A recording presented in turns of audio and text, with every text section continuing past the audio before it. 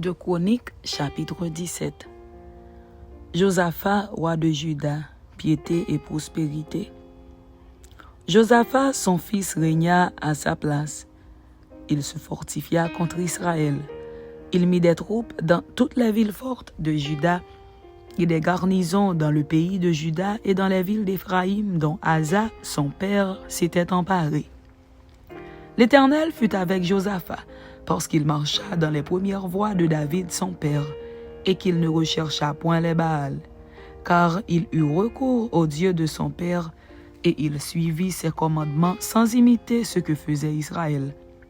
L'Éternel affermit la royauté entre les mains de Josaphat, à qui tout Juda apportait des présents, et qui eut en abondance des richesses et de la gloire. Son cœur grandit dans les voies de l'Éternel, et il fit encore disparaître de Juda les hauts lieux et les idoles. La 3e année de son règne, il chargea ses chefs Ben-Haïl, Abdias, Zacharie, Nethanéel et Michée d'aller enseigner dans les villes de Juda. Il envoya avec eux les Lévites, Shemaïja, Netania, Zébadia, Azaël, Shemiramoth, Jonathan, Adonija, Tobija et Tob, Adonija, Lévites et les sacrificateurs Élishama et Joram. Ils enseignèrent dans Juda, ayant avec eux le livre de la loi de l'Éternel.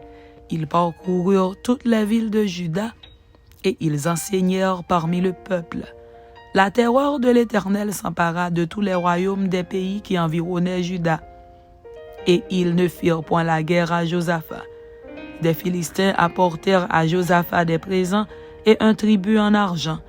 Et les Arabes lui amenèrent aussi du bétail, 7700 béliers et 7700 boucs. Josaphat s'élevait au plus haut degré de grandeur. Il bâtit en Juda des châteaux et des villes pour servir de magasins. Il fit exécuter beaucoup de travaux dans les villes de Juda, et il avait à Jérusalem de vaillants hommes pour soldats. Voici leur dénombrement, selon les maisons de leurs pères. De Juda, chef de milliers, Adna, le chef, avec 300 000 vaillants hommes. À ses côtés, Jochanan, le chef, avec 280 000 hommes. Et à ses côtés, Amazia, fils de Zikri, qui s'était volontairement consacré à l'Éternel, avec 200 000 vaillants hommes. De Benjamin, Eliada, vaillant homme, avec 200 000 hommes armés de l'arc et du bouclier. Et à ses côtés, Zozabad, avec 180 000 hommes armés pour la guerre. Tels sont ceux qui étaient au service du roi, outre ceux que le roi avait placés dans toutes les villes fortes de Juda.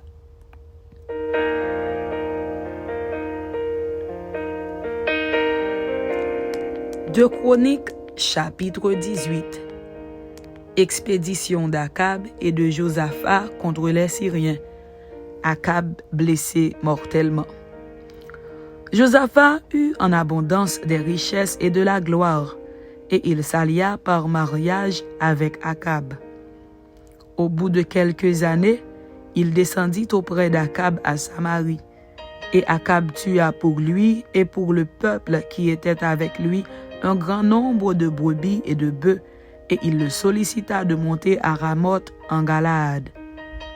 Akab, roi d'Israël, dit à Josaphat, roi de Juda, « Veux-tu venir avec moi à Ramoth en Galaad ?» Josaphat lui répondit, « Moi comme toi et mon peuple comme ton peuple, nous irons l'attaquer avec toi. » Puis Josaphat dit au roi d'Israël, « Consulte maintenant, je te prie, la parole de l'Éternel. » Le roi d'Israël assembla les prophètes au nombre de 400 et leur dit, « Irons-nous attaquer Ramoth en Galaad ou dois-je y renoncer ?»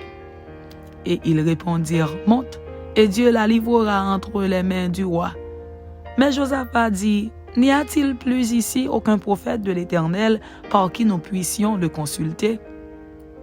Le roi d'Israël répondit à Josaphat, « Il y a encore un homme par qui l'on pourrait consulter l'Éternel. Mais je le hais, car il ne me prophétise rien de bon. Il ne prophétise jamais que du mal.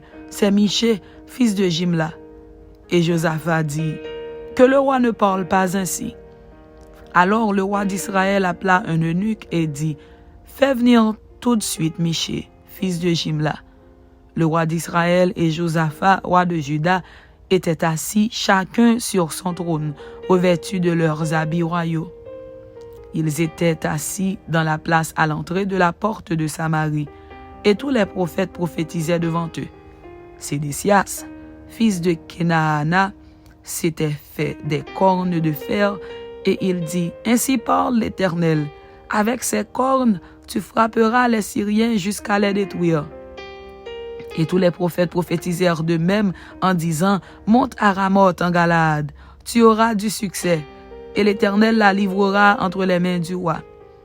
Le messager qui était allé appeler Michée lui parla ainsi, voici, les prophètes d'un commun accord prophétisent du bien au roi, que ta parole soit donc comme la parole de chacun d'eux, annonce du bien. Michée répondit, l'Éternel est vivant, j'annoncerai ce que dira mon Dieu. Lorsqu'il fut arrivé auprès du roi, le roi lui dit, Michée, irons-nous attaquer Ramoth en Galaad ou dois-je y renoncer? Il répondit, montez, vous aurez du succès, et ils seront livrés entre vos mains. Et le roi lui dit, combien de fois me faudra-t-il te faire jurer de ne me dire que la vérité au nom de l'Éternel? Michée répondit, je vois tout Israël dispersé sur les montagnes comme des brebis qui n'ont point de berger. Et l'Éternel dit, ces gens n'ont point de maître, que chacun retourne en paix dans sa maison. Le roi d'Israël dit à Josaphat, ne te l'ai-je pas dit? Il ne prophétise sur moi rien de bon, il ne prophétise que du mal. Et Michée dit, écoutez donc la parole de l'Éternel. J'ai vu l'Éternel assis sur son trône, et toute l'armée des cieux se tenant à sa droite et à sa gauche. Et l'Éternel dit, qui séduira Akab, roi d'Israël, pour qu'il monte à Ramoth en Galaad et qu'il y périsse? Ils répondirent l'un d'une manière, l'autre d'une autre. Et un esprit vint se présenter devant l'Éternel et dit, moi, je le séduirai. L'Éternel lui dit, comment? Je sortirai, répondit-il, et je serai un esprit de mensonge dans la bouche de tous ces prophètes. L'Éternel dit, tu le séduiras, et tu en viendras à bout. Sors et fais ainsi. Et maintenant, voici, l'Éternel a mis un esprit de mensonge dans la bouche de tes prophètes qui sont là, et l'Éternel a prononcé du mal contre toi.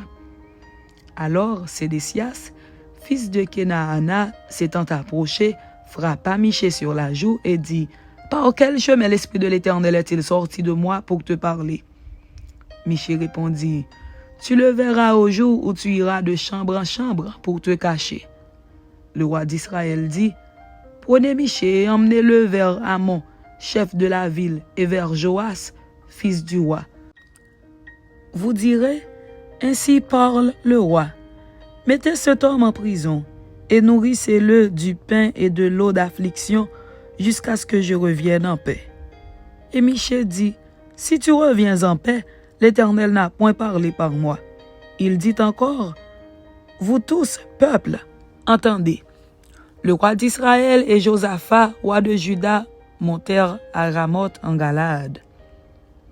Le roi d'Israël dit à Josaphat, je veux me déguiser pour aller au combat, mais toi, revêts-toi de tes habits. Et le roi d'Israël se déguisa, et ils allèrent au combat. Le roi de Syrie avait donné cet ordre au chef de ses chars, vous n'attaquerez ni petit ni grand, mais vous attaquerez seulement le roi d'Israël.